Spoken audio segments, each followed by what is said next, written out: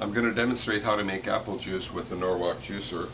And I've got 6 Gala apples that I bought on sale and 1 Granny Smith. And the first thing you do, of course, is quarter all the apples. I do want to point out that I do have my juicer legs heightened, so they're about 1 inch higher. The reason for that is I want to be able to fit one of these ball jars underneath the feed tube.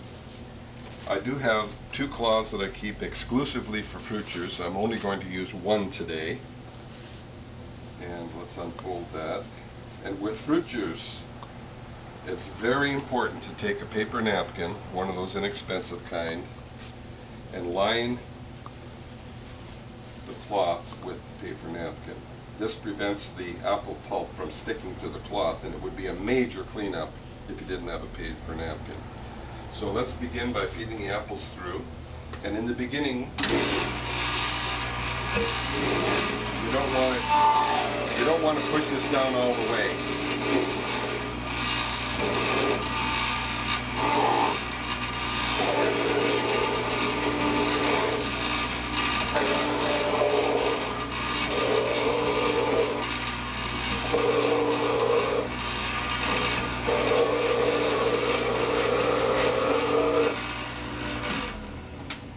Okay, now when you take one ball jar out, you put another one that catches the drippings. Put the pulp in. Now you want to fold the paper over first, like so. Looks like that paper broke, so I'm just going to stick another one on there. Fold this in thirds. Little crease at the back, little crease at the top. Pull it into a tight little package, and then place it in the press. You advance this all the way and back it off a little bit, because if you don't back it off, the cloth may start to squirt at you. Now you can make more pulp while you're pressing.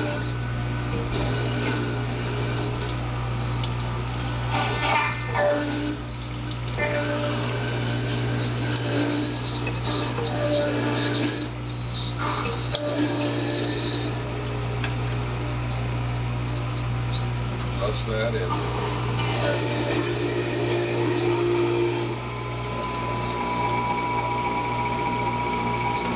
Got a little bit of apple juice in here, so we'll pour that in there.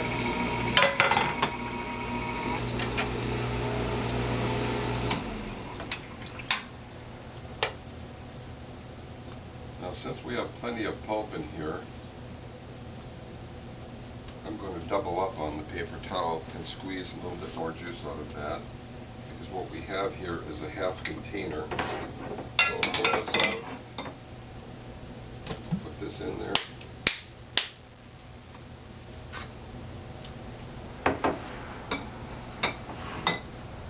Fold the paper towel over first, then fold the cloth.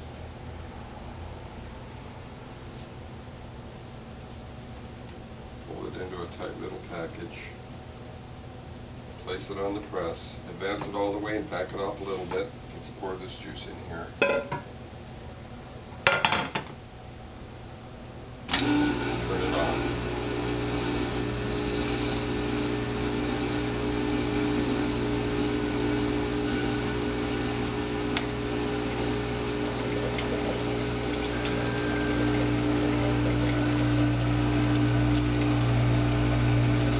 That a little bit. There we go.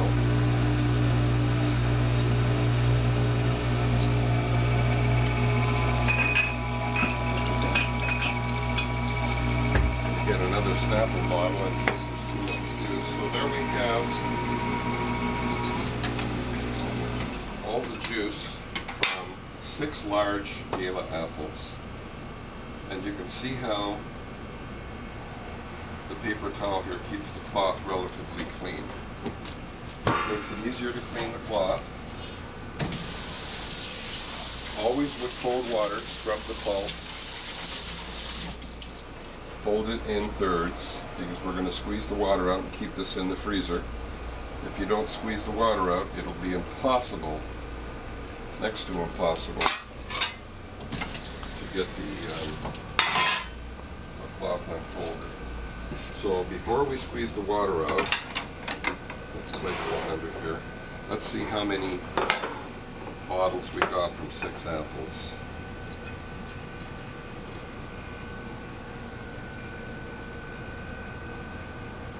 Well, looks like we got 1 bottle, plus a little bit for the taste.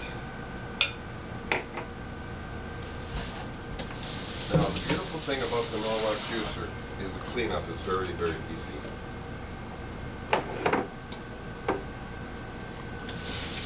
Clean the bread. Set it up here to dry. Take the feed tube off.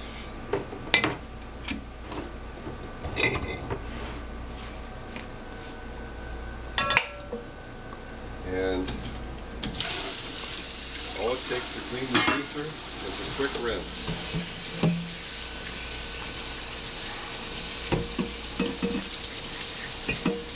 Now I like to use a bottle brush in here just to get the remains. And that's basically that part. You pull the cutter off, and it's best to use a cloth unless you have gloves on like I do. Take your bottle brush, clean the pulp off. I'm going to check in here for a little bit of pulp. If any remains, put the cutter up here to dry. And the very last step is to clean the back here.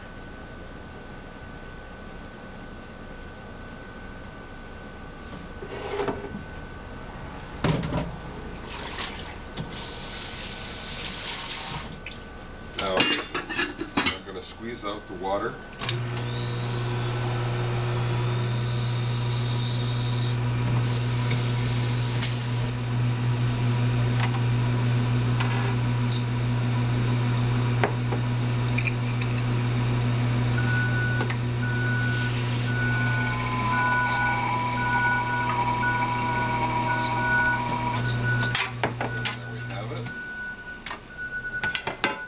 The tray.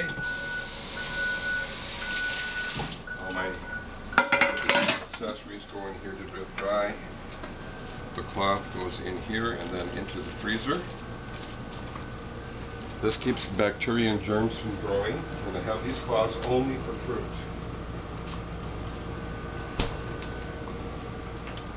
So from 6 bottles, or 6 apples, we get 1 bottle of juice.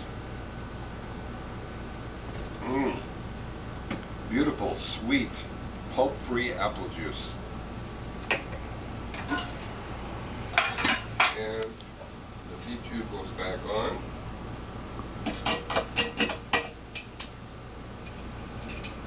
The grid back in.